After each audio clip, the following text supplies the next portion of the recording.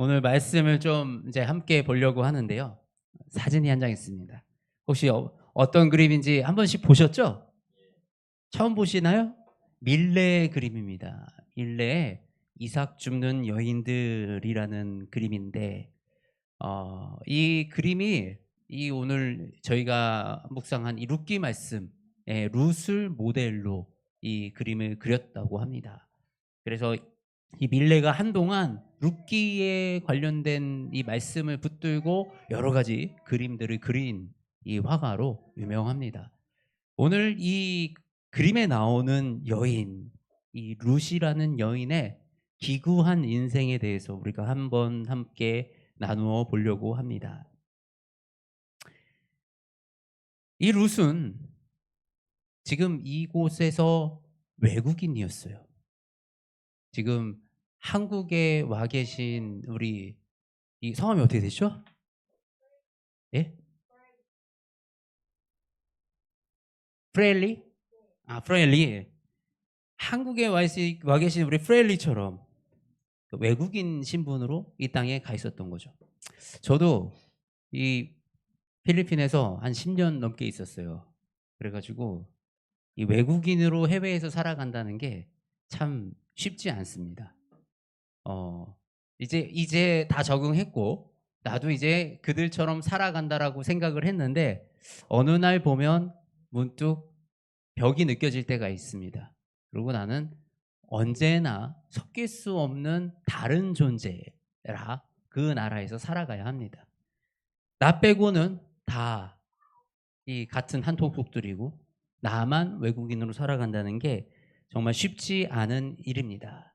그런데 이 룻은 이 외국 땅에서 이삭을 주어서 시어머니와 자신이 살아가기 위해서 그냥 생명을 부지하기 위해서 남의 밭에 가서 몰래 이삭을 주워다가 그걸로 밥을 먹어야 하는 그런 상황이었습니다. 왜냐면요. 이 룻은 남편이 일찍 죽었어요. 남편이 일찍 죽고 그곳에 남편의 어머니, 우리 시어머니가 계셨죠. 시어머니가 계셨는데 시어머니가 이제 이 룻을 향해서 너는 이제 그냥 다른 남자 만나서 가라. 아니면 니네 고향 땅으로 가라. 고향에 그냥 살아라. 나는 내 고향으로 가겠다라고 얘기를 했어요. 근데 룻이 그때 시어머니를 차마 떠나보낼 수 없어서 시어머니 혼자 내비둘 수가 없어서 룻은 아닙니다. 나는 끝까지 어머니와 함께 할 겁니다. 그리고 어머니가 믿는 하나님이 나의 하나님이 될 거예요. 라고 얘기하면서 그 어머니를 따라 외국 땅, 이방 땅, 유다 땅으로 오게 됐어요. 원래 룻은 모압 지방에 사는 여인이었거든요. 그래서 어머니의 고향, 남편의 고향에 와서 이 룻은 살아가는데 먹고 살 길이 없었어요. 먹고 살 길이 없어서 이 이삭을 주어 가지고 어머니와 함께 시어머니와 함께 하루하루를 연명해야 되는 그런 상황 속에 살아가고 있는 것입니다. 이 기구한 인생의 여인 이 룻은 누군가의 도움이 절실했어요. 얼마나 이 힘들었겠습니까? 사실 외국인으로 살아가는 것도 쉽지 않은데 외국인으로 사서 남의 밭에 가서 그 이삭을 몰래 주워 먹으려 보면 얼마나 눈치가 보이고 얼마나 힘들었겠습니까? 그래서 정말 이 룻은 이 힘든 상황 속에 도움의 손길이 절실했는데 그때 만난 사람이 바로 보아스였습니다.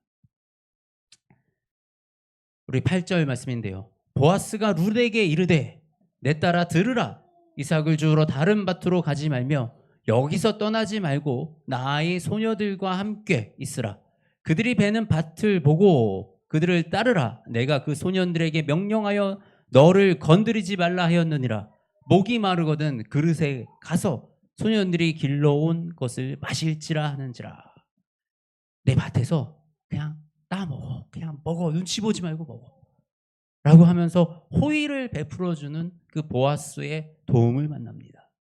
그러면서 이 목이 마르면 나의 일꾼들이 길러놓은 그 물을 가져다 먹어. 그만큼 너는 그냥 여기서 편안하게 지내도록 해라라고 하는 이 도움의 손길을 만납니다.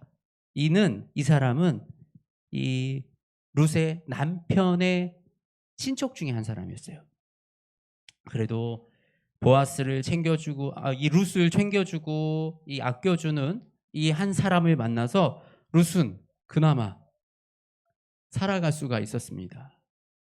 이것이 참 어떻게 보면 굉장히 작은 도움이에요. 작은 도움이지만 지금 이 상황에서 룻에게는 이 도움이 마치 생명줄 같이 느껴질 수 있는 그런 도움이었다라는 사실입니다. 사실 우리가 살아가면서 누군가를 돕는다, 누구에게 도움을 주려고 할 때 마치 커다란 도움을 우리가 줘야 될 것처럼 그렇게 생각을 하기도 합니다. 그런데요, 정말 도움이 필요한 사람들에게는 작은 도움, 관심, 사랑, 그것만으로도 엄청나게 큰 도움이 될 수가 있습니다. 보아스가 나누어줬던 이 사랑은 이 룻에게는 생명을 유지할 수 있는 아주 중요한, 아주 감사한 그런 일이었습니다. 그래서 이런 부스러기 은혜라도 우리가 받는다면 사실은 우리가 이 땅에 살아갈 수 있는 이 소망이 된다라는 것입니다. 우리 마태복음에 한 여인이 예수님께 이 부스러기, 개들한테 줄 그 부스러기 은혜라도 나에게 달라고 그렇게 간구를 합니다. 우리에게 필요한 것이 정말 어떤 놀랍고 큰 것인가? 정말 우리에게 필요한 것이 무엇인가? 사실 우리의 인생 가운데요, 우리는 끊임없이 뭔가를 갈망하고 삽니다. 항상 부족하고 항상 어렵고 항상 힘듭니다. 그리고 뭔가 항상 더 놀라운 일을 만나기를 원하고 삽니다. 그런데 정작 우리에게 필요한 거는 사실은 이 부스러기 은혜, 요 작은 은혜만 우리에게 주어져도 우리가 이 세상을 살아가는데 부족함 없이 살아갈 수가 있게 되는 것입니다. 그리고 이 은혜를 받은 룻은 감사의 인사를 합니다. 얼굴을 땅에 대고 절하며 그에게 이르되 나는 이방 여인이거늘 당신이 어찌하여 내게 은혜를 베푸시며 나를 돌보시나이까. 나는 외국인입니다. 나는 다른 땅에서 온 사람, 특히 이 유대 지방에서는 자신들의 민족을 제외하고는 거들떠 보지도 않았던 그런 사람들 가운데서 이 룻은 이방 여인인데, 하나님이 절대 섞이지 말라 그랬던 외국 여인인데 왜 나에게 이런 도움을 주십니까? 그러면서 너무나도 이 감사함을 표하게 되는 겁니다. 그런데 이렇게 감사함을 만났어요. 우리도 살아가다 보면 이런 어떤 나에게 뜻하지 않게 오는 행운 같은 것을 받을 때가 있습니다. 그리고 또 도움을 받을 때가 있어요. 근데 이때 우리가 하는 실수가 있어요. 어떤 실수를 할까요? 우리가 그런 은혜를 받게 되면요, 하나님을 바라보지 못하고 사람을 바라보는, 그리고 내 방식대로 내가 이 상황을 이어나가려고 하는 그런 좀 미숙한 행동들을 우리가 보일 때가 있다라는 것입니다. 이 시어머니와 이 시어머니 나오미와 룻이 이 보아스의 도움을 받았잖아요. 보아스가 밭에서 이삭을 주워가, 그래서 그거 가지고 밥을 먹었어요. 그랬더니 시어머니가 이 며느리에게 이렇게 얘기합니다. 오늘 밤 네가 그 보아스에게 가서 밤에 보아스 잠자리에 가서 네가 미리 자리를 잡고 누워 있어라. 그리고 이 보아스에게 다가가면 보아스가 너를 거두어 줄 거야. 라고 해서 이 타작마당이라고, 그 당시에 곡식을 베고 나면 곡식 껍질을 벗기는 탈곡을 하는 이런 거를 마을 잔치처럼 열었는데, 그 잔치날 저녁에 룻을 몰래 보아스의 이 침상으로 보냅니다. 사람의 방식으로, 사람의 마음으로 이것을 해결하려고 했던 것이죠. 근데 사실 우리가 이렇게 사람의 방식으로 하려고 그러면 우리는 많은 상처를 받게 되고 우리의 일이 잘 안 되는 그런 경험들을 합니다. 하나님이 우리에게 은혜를 주셔요. 하나님이 좋은 사람들을 만나게 해요. 하나님이 나에게 어떤 특별한 경험들을 하게 해주셨어요. 그러면 우리는 하나님을 바라봐야 되는데 그 하나님을 바라보지 못하고 나에게 도움 준 사람들, 저 사람이 나에게 좀 도움을 줄까? 저 사람과 함께 뭘 하면 내가 잘 될 수 있을까? 이 사람이라면 나의 사업에 도움이 될까? 이런 생각들을 우리는 끊임없이 하면서 하나님께 문제를 가져가는 것이 아니라 사람에게 문제를 해결하려고 하는 그런 모습을 봅니다. 그러면서 온갖 우리의 방식대로 겉모술수와 어떤 이 부족한 방식으로 그 문제를 해결하려고 끊임없이 노력을 합니다. 그런데 그렇게 되면 결국 우리에게 뭐가 남아요? 상처와 실망밖에 남지 않습니다. 왜 우리는 이 상처와 실망밖에 남지 않을까요? 이 사람들은 다 자신의 이익만 생각하기 때문에 자신의 이익에 이율배반적인 나에게 이익이 되지 않으면 조금 같이 하는 것 같고 조금 도움 주는 것 같다가도 나를 위해서 완전히 헌신하고 다가오는 사람, 그런 관계를 맺기가 정말 힘들기 때문이죠. 사실은 교회 안에서도 마찬가지입니다. 교회 안에서 이 선한 일을 하고 누군가를 돕는 일을 하고 구제를 하고 사역을 하고 무슨 일을 하더라도 이것이 주체가 내가 되면요, 내가 도와줘야지, 우리가 도와줘야지 라고 된다 그러면 어느 순간 더 이상 그것을 지속해서 나갈 수 있는 힘이 없음을 우리가 경험하게 됩니다.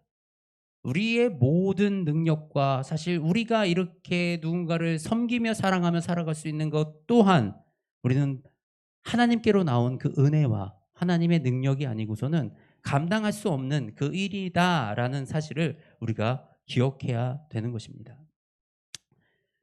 진정한 도움은 어디서 오는가?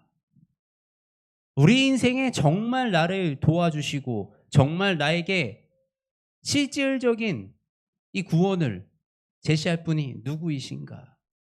현실적으로는 당장 나한테 돈을 몇 푼 주는 사람들, 혹은 나에게 어떤 사업적인 아이템을 주는 사람들, 이런 사람들이 도움이 되는 것 같지만 진짜 도움은 오직 하나님께로부터만 나오는 것임을 우리가 알아야 한다라는 사실입니다.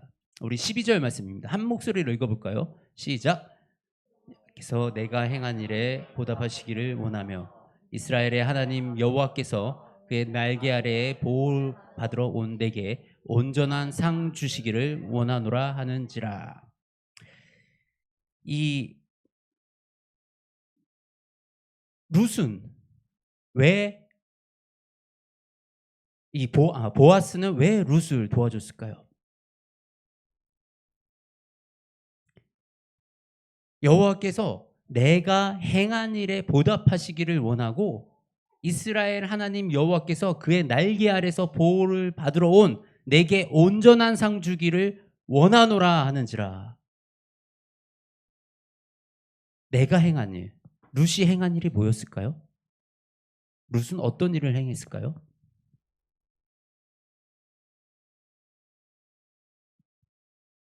사실은 룻에게 만일에 룻이 우리의 딸이었다면, 우리의 누이였다면 어떤 조언을 했을까요? 우리는 룻이 남편을 잃고 외국 남편하고 살았는데 남편을 잃고 시어머니는 이제 자기신의 나라로 돌아가시겠다 그러고, 그러면 그 룻을 어떻게 해야 하라고 우리가 얘기할 수 있을까요? 만일에 내 딸이었다면, 만일에 내 누이였다면 너 이제 네 인생 살아, 그러지 않았을까요? 룻도 그렇게 살면 훨씬 더 편안하게 살 수 있지 않았을까요? 그런데 룻은 어떤 행동을 했어요? 시어머니를 따라 그 나라로 가겠다라는, 그리고 그곳에서 시어머니의 하나님이 이제부터 나의 하나님이라는 믿음의 선택과 믿음의 결단을 거기서 했다라는 것입니다. 그리고 그 시어머니를 따라서 외국 땅으로 왔어요. 고생길 뻔한 그 땅에 쫓아와서 그곳에 함께 가는 그 의리를 지켜가는 그 결단을 했다. 바로 그 행동, 그가 룻이 한 그 모든 일에 보답하기를 원한다라고 하면서 이 보아스가 룻에게 도움을 주었던 것입니다. 우리가 하나님의 은혜를 구합니다. 우리는 하나님의 은혜, 하나님의 축복, 하나님께 복을 받고 싶은 마음을 누구나 다 가지고 있습니다. 사실 남들한테 말하지 못하는 이 문제들, 우리 인생 가운데 있는 여러 가지 문제들을 우리는 쥐고 살아갑니다. 그런데요, 그래서 우리가 하나님한테 해결해 주세요, 복 주세요, 사업 잘 되게 해주세요, 돈 벌게 해주세요, 그러면 하나님이 우리의 기도를 들어주실까요? 그 전에 먼저 해결해야 될 일이 있다는 거예요. 우리가 하나님에게 정말 은혜를 받기 위해서, 하나님에게 정말 그 은혜의 문을 우리가 열고 나아가기 위해서는 내가 먼저 해결해야 될 일이 있다라는 사실입니다. 우리 룻이 보아스에게 이렇게 얘기를 해요. 나를 이 당시 아내로 삼아 달라라고 얘기를 하는 겁니다. 왜냐면요, 이때 우리가 이제 이해할 게 있는데 기업 물을 자라는 얘기가 나와요. 기업 물을 자. 이 나라의 문화를 우리가 조금 이해를 해야 되는데, 우리 형제들 중에서 형제 한 명이 죽습니다.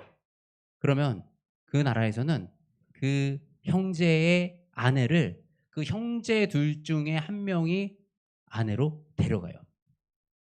지금 우리의 문화로는 잘 이해가 안 가죠. 이 좀 이상한 것 같죠. 그런데 우리는 그냥 그 나라 문화를 좀 이해할 필요가 있어요.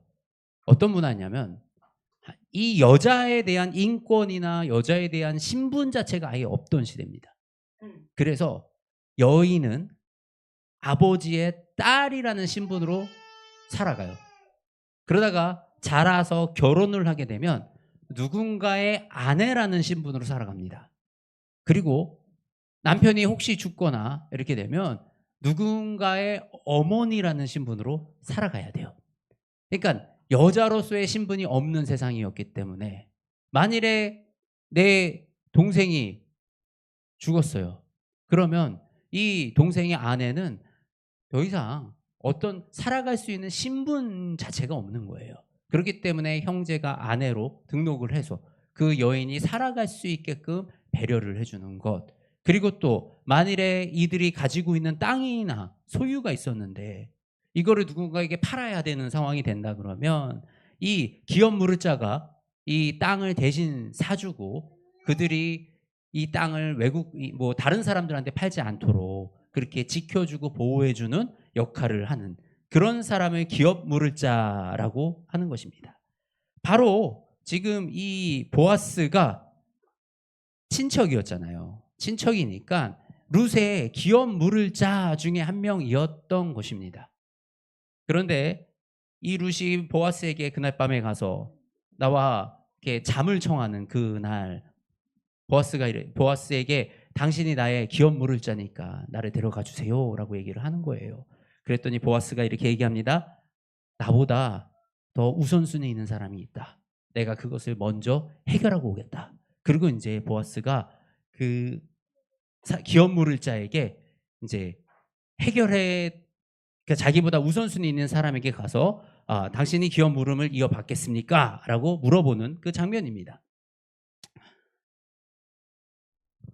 그 기업 물을 자가 이르되 나는 내 기업에 손해가 있을까 하여 나를 위하여 물으지 못하노니 내가 물을 것을 내가 물으라. 나는 물으지 못하겠노라 하는지라.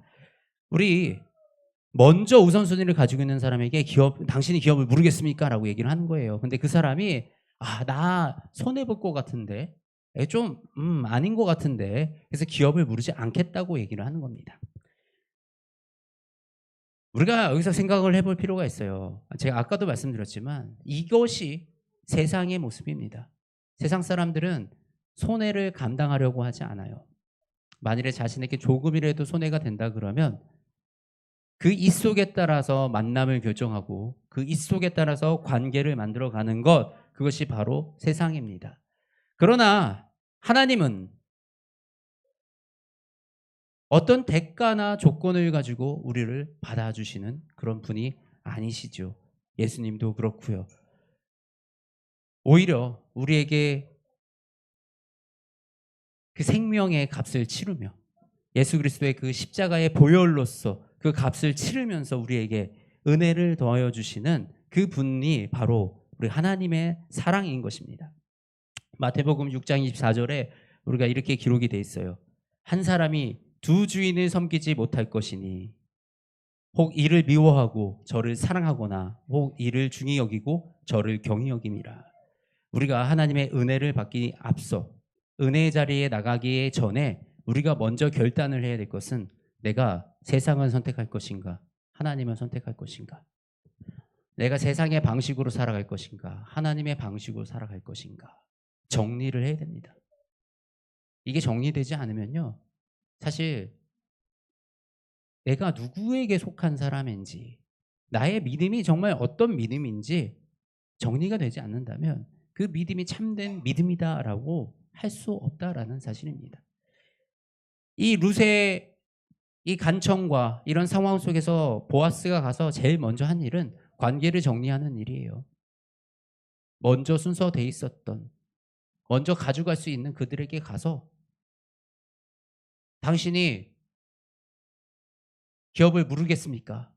라고 묻고 그 사람이 거부하자 내가 모든 책임을 가지고 그 기업을 이어받는 그 역할을 감당한 것이 바로 보아스가 한 행동입니다.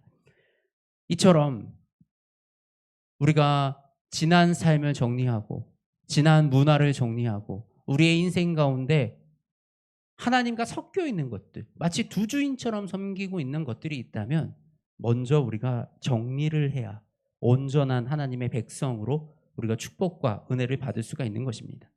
우리 출애굽에서 광야에서 이스라엘 백성들을 40년 동안 광야에 지내게 하면서 광야에서 하나님이 계속 훈련하셨던 게 뭐예요? 결국은 너희가 나를 진짜 주인으로 삼고 있느냐, 나를 완전하게 신뢰하느냐, 나의 말을 완전하게 따르고 믿고 행하여 지키느냐, 이것이 하나님이 40년 동안 광야에서 이 백성들에게 가르치고 또 훈련시키셨던 그 내용입니다. 그래서 우리가 하나님의 은혜를 받기에 앞서 우리는 정리해서 선택을 하는 거예요. 나의 앞으로의 인생을 정말 주님과 함께 살아가겠는가? 아니면 나는 지금처럼 이것도 바라고 저것도 기대하며 하나님도 그 옵션 중에 하나로 하나님의 복을 주시면 좋지 아님 말고 이런 태도로 하나님을 따를 것인가? 아니면 정말 하나님 아니면 방법이 없습니다. 당신 아니면 나는 더 이상 살 수가 없습니다.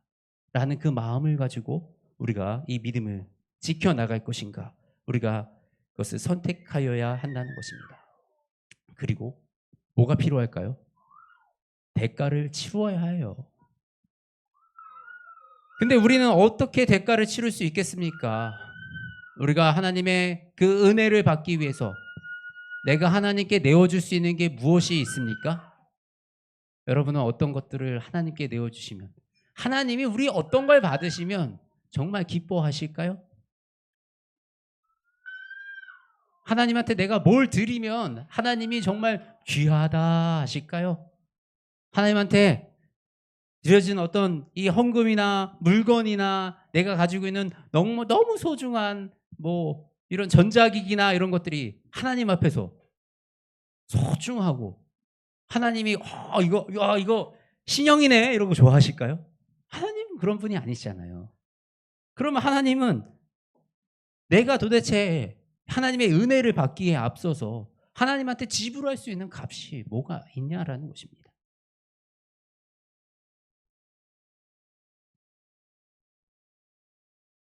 이 보아스가 룻을 나의 아내로 삼겠다. 내가 기업 물으겠다라고 결단하는 장면이에요. 우리 4장 9절에서 10절 말씀인데 우리 성경책 한번 같이 읽어보실까요? 룻기 4장 9절부터 10절 말씀입니다.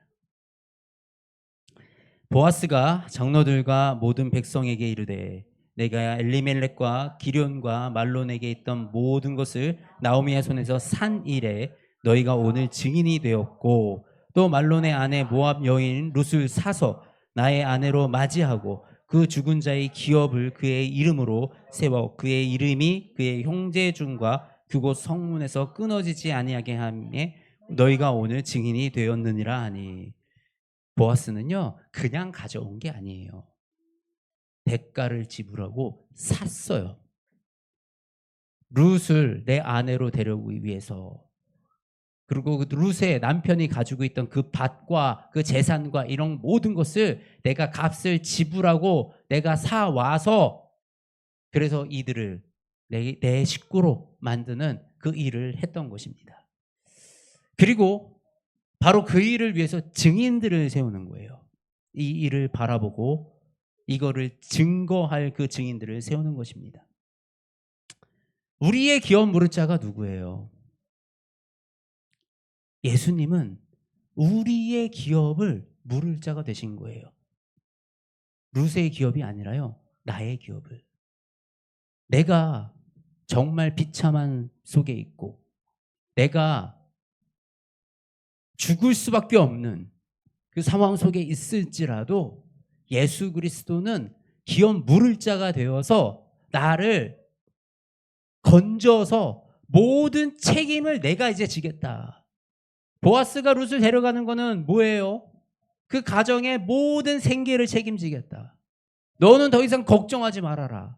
너는 그냥 있어도 돼. 이제 너는 내 아내야. 밭에서 이삭을 눈치 보면서 주웠던 그 룻이 바로 그 밭의 주인이 된 거예요. 그 밭의 주인이 되어서 이 밭을 소유한 사람이 되는 거예요. 우리는 우리의 인생이 너무나도 연약하고 우리의 인생이 너무나도 고되고 고난하고 마치 광야의 길을 걸어가는 같은 그런 우리의 인생 가운데 예수님은 찾아와줘서 우리의 기업 물을 자가 되어주시겠다고 말씀을 하시는 거예요. 그리고 그 예수님은 그 기업 물을 자가 되시기 위해서 그 값을 죽음으로 십자가의 보혈로 그 피로 값을 치르셨다라는 것입니다. 고린도서 7장 23절 말씀입니다. 너희는 값으로 사신 것이니 사람들의 종이 되지 말라. 우리가 선택했잖아요. 세상의 종이 되는 게 아니라 하나님을 선택했잖아요. 먼저 우리가 선택을 하면 그리고 내가 예수 그리스도를 선택을 하면 이미 우리의 값을 예수 그리스도께서 치르셨기 때문에 우리의 기업 물을 자 되어서 우리를 책임져 주신다고 말씀하고 계시는 겁니다. 은혜의 문을 열기 원합니다. 우리가 정말 하나님의 은혜를 누린다라는 거, 예수님이 우리가 기업 물을 자가 되었다라는 거, 그 사실이 받아진다면요. 그게 정말 우리의 참 현실이라면 더 이상 우리는 우리의 현실적인 문제 가지고 고민하지 않아도 됩니다. 문제가 아직 해결 안 됐는데 어떻게 고민을 안 해요? 당장 내 앞에 이런 문제들이 있고요. 당장 내일 나가야 될 지출이 있고요. 내 삶에 이런 문제들이 남아있는데 내가 어떻게 고민을 안 할 수 있겠습니까? 맞아요.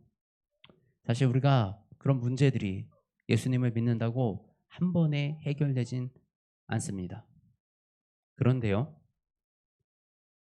예수님이 우리의 기업 물을 자가 되어서 온전하게 우리의 참 주인이 되시고 그리고 내가 정말로 예수님께 속한 그 한 사람이 되어지면 그때부터 예수님은 내 안에서부터 역사에서 그 역사가 만방에 드러나게끔 드러내 주신다라는 거예요.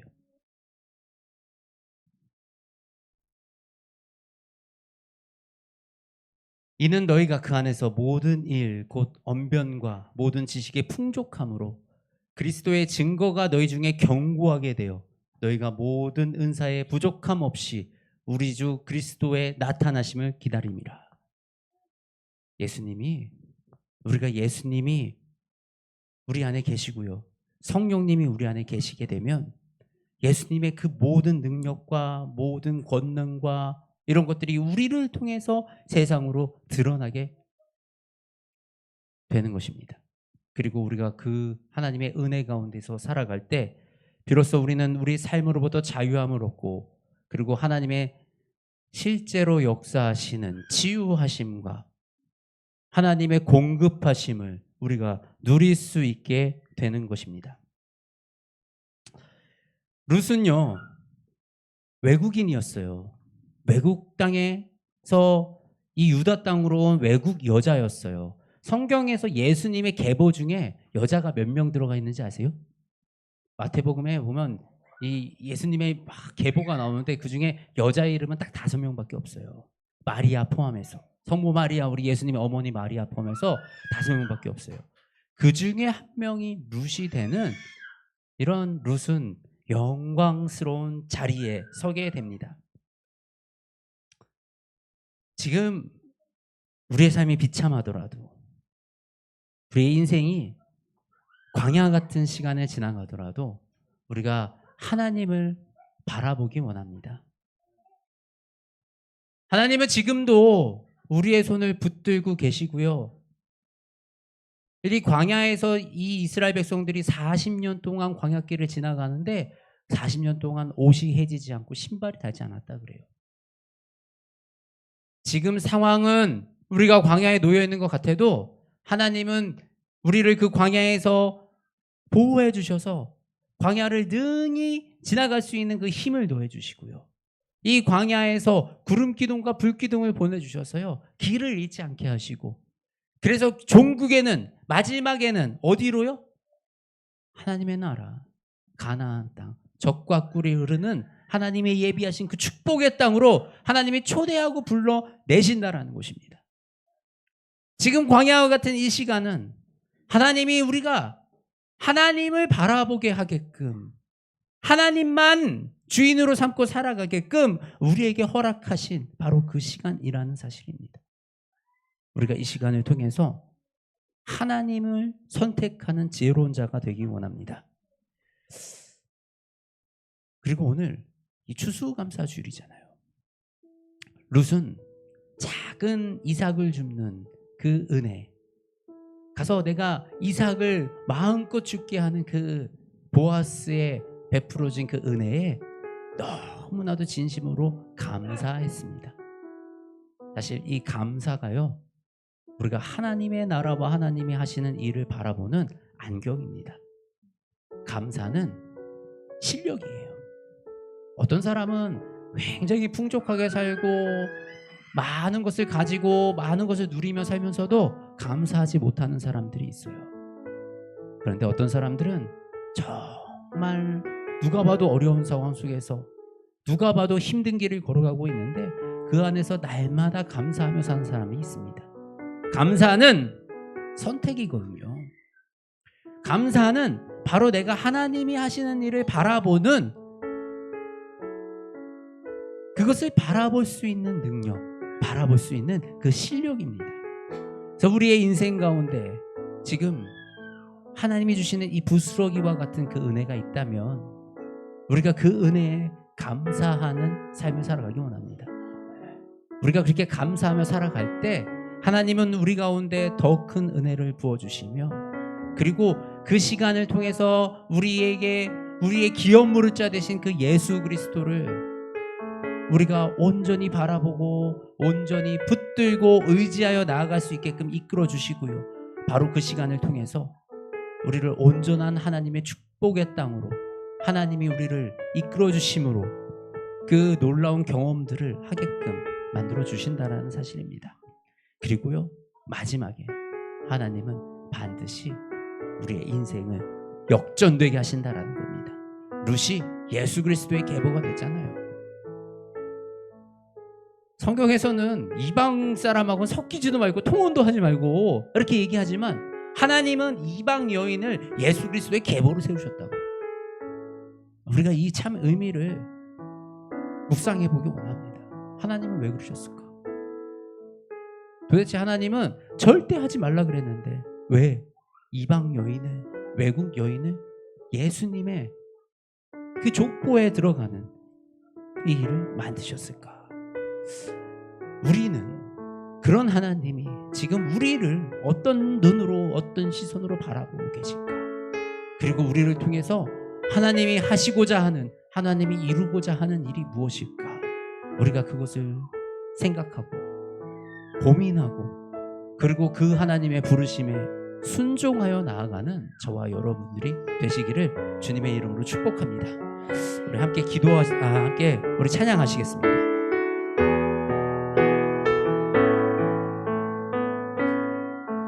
여호와는 너에게 복을 주시기를 원하며 너를 지키시기를 원하시며 여호와는 그 얼굴을 너를 향해 하여 드사 은혜와 평강 주시길 원하노라. 여호와는 내게 복을 주시기를 원하며 너를 지키시기를 원하시며 여호와는 그 얼굴을 너를 향하여 드사 은혜와 평강 주시기 원하노라. 울고 배롭고 존귀하게 여기시는 하나님이 내 삶 속에서 이 약속을 신실하게 이루시리. 땅에 기름진 것으로 하늘에 신령한 것으로 너를 복주시고 지키시 하나님이 너의 영혼 잘 되도록 은혜 베푸시며 평강으로 인도하시리. 하나님 아버지,